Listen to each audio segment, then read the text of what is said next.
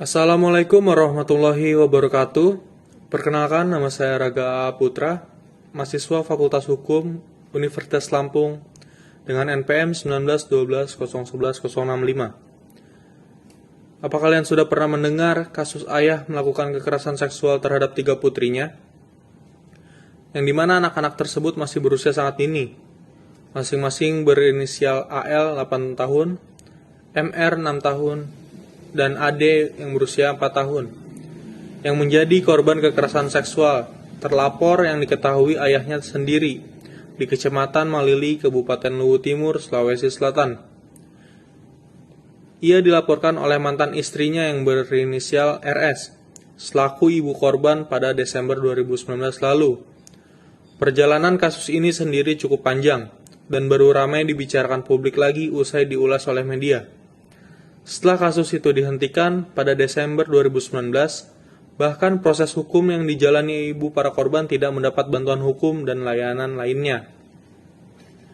Memang sejak awal ibu itu mencari bantuan ke TP2A Lutim, namun tidak mendapat penanganan yang semestinya. Pihaknya pun menduga ada maladministrasi, karena hanya dilakukan oleh proses mediasi yang mempertemukan langsung para korban dengan terlapor selaku ayahnya. Proses pendampingan pun ada keberpihakan, mengingat terlapor merupakan ASN di Inspektorat Pemda setempat, sehingga hasil asesmen tidak objektif. Dan sangat disayangkan, hasil asesmen itu dijadikan bahan penghentian penyelidikan. Penyidik juga menyimpulkan tidak ada luka berdasarkan hasil visum, dan ibunya dianggap mempunyai gangguan kejiwaan, sehingga argumentasi itu muncul lalu diaminkan oleh Polda Sulawesi Selatan untuk menghentikan penyidikan saat gelar perkara ulang pada Maret 2020. Saya mendapatkan salinan berita acara pemeriksaan tersangka, yaitu ayah dari ketiga anak ini. Berikut adalah berita acara pemeriksaan tersangka pada hari Kamis 23 November 2019 oleh Saifullah Jamil sebagai penyidik dari kepolisian telah melakukan pemeriksaan terhadap seseorang yang mengaku memiliki identitas sebagai berikut. Bernama Saragi Ahmad, kelahiran Luwu Timur 2 Desember 1976, berumur 43 tahun, berjenis kelamin laki-laki dan beragama Islam. Ia Saragi Ahmad diperiksa dan didengar keterangannya sebagai tersangka dalam dugaan adanya tindak pidana kekerasan seksual terhadap ketiga anak kandungnya, sebagaimana diatur dan diancam pidana dalam pasal 76D dan 76E Undang-Undang Nomor 35 Tahun 2014 tentang Perlindungan Anak. Atas pertanyaan yang diajukan oleh penyidik, yang dimintai keterangan kembali memberikan keterangan sebagai berikut. 1. Apakah saudara sekarang ini dalam keadaan sehat jasmani dan rohani, serta bersediakah saudara memberikan keterangan pada pemeriksaan ini? Beliau menjawab, ya, saya sekarang ini dalam keadaan sehat jasmani maupun rohani, serta saya bersedia memberikan keterangan sebenar-benarnya. 2. Mengertikah saudara apa sebab sekarang ini diperiksa dan didengar keterangannya oleh saya selaku penyidik dari kepolisian? Beliau menjawab, saya mengerti sekarang ini diperiksa dan didengar keterangannya oleh penyidik terkait kasus kekerasan seksual terhadap ketiga anak kandung saya. 3. Pada pasal 76D Undang-Undang Nomor 35 Tahun 2014 tentang Perlindungan Anak yang berbunyi, setiap orang dilarang melakukan kekerasan atau ancaman kekerasan memaksa anak melakukan persetubuhan dengannya atau dengan orang lain. Dan pasal 81 Perpu nomor 1 tahun 2016, setiap orang yang melanggar ketentuan sebagaimana dimaksud dalam pasal 76D dipidana dengan pidana penjara paling singkat 5 tahun dan paling banyak 15 tahun dengan denda paling banyak 5 miliar. Apakah saudara mengerti dengan adanya ketentuan pasal tersebut? Jawab beliau, ya, saya mengerti, Pak. 4. Apakah saudara sedang berada di bawah ancaman dan tekanan dalam memberikan keterangan ini? Beliau menjawab, saya tidak dalam keadaan tertekan atau terancam, Pak.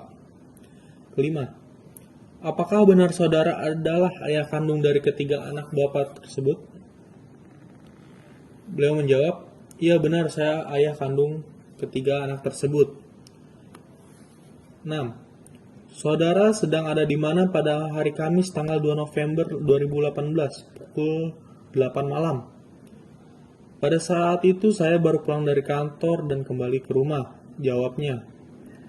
7. Apakah ketiga anak Bapak ada di rumah saat Bapak salah ganti-ganti? 7. Apakah ketiga anak Bapak ada di rumah pada malam itu? Jawab beliau, ya mereka ada di rumah saya pada malam itu. 8. Apakah Bapak benar melakukan kekerasan seksual terhadap ketiga anak Bapak tersebut seperti laporan kasus ini? Jawab beliau, tidak mungkin saya melakukan kekerasan seksual terhadap ketiga anak kandung saya tercinta ini. Silakan saja melakukan visum terhadap ketiga anak saya tersebut. Jawabnya tegas. Kesembilan, apakah Bapak bisa menjelaskan kronologi yang sebenarnya terjadi? Beliau menjawab, ya jadi begini Pak. Pada hari Kamis itu saya baru saja pulang dari kantor sehabis maghrib. Saya bertemu dengan ketiga anak saya yang sedang menonton televisi. Saya mengajak mereka makan malam seperti biasanya, dan setelah itu mereka tidur karena sudah malam. Mana mungkin saya tega melakukan hal-hal keji seperti itu, apalagi ini adalah anak kandung saya. 10. Menurut pasal 242 ayat 1 KUHP berbunyi, barang siapa dalam hal-hal yang menurut peraturan undang-undang menuntut suatu keterangan dengan sumpah, atau jika keterangan itu membawa akibat bagi hukum dengan sengaja memberi keterangan palsu, yang ditanggung dengan sumpah, baik dengan lisan ataupun dengan tulisan, maupun oleh dia sendiri atau kuasanya yang diistimewakan ditunjuk untuk itu, dihukum penjara selama-lamanya 7 tahun. Apakah saudara mengetahui ketentuan pasal ini? Jawab dia, ya Pak, saya mengetahui pasal tersebut. 11. Ya baiklah, apa masih ada yang ingin saudara sampaikan? Jawabnya, tidak ada Pak, saya rasa sudah cukup. 12. Apakah seluruh keterangan yang saudara berikan adalah benar dan tanpa ada tekanan maupun paksaan dari pihak lain?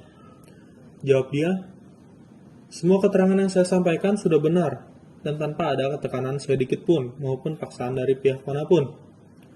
13. Apakah keterangan dari saudara yang berikan ini dalam pemeriksaan ini dapat dipertanggungjawabkan? Jawab beliau, ya, semua keterangan yang sudah saya berikan dalam pemeriksaan ini dapat dipertanggungjawabkan, dan silakan lakukan visum terhadap ketiga anak saya. Berita acara ini selesai dibuat dengan sebenar-benarnya, dalam bahasa yang dimengerti, kemudian dibacakan kembali kepada yang memberi keterangan, dan ia membenarkan semua keterangannya. Untuk menguatkannya,